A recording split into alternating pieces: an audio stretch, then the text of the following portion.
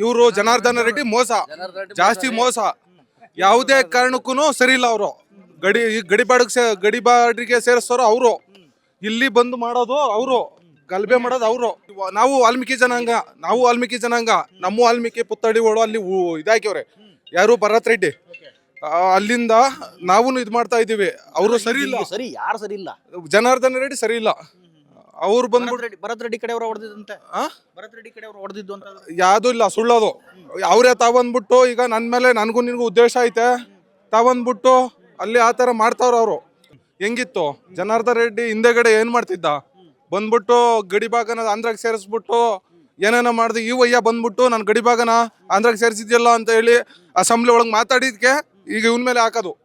ಯಾರು? ಭರತ್ ರೆಡ್ಡಿ ಮೇಲೆ ಹಾಕ್ತಾವ್ರೆ. ಯಾವುದೇ ಕಾರಣಕ್ಕೂ ಭರತ್ ರೆಡ್ಡಿ ತಪ್ಪಿಲ್ಲ.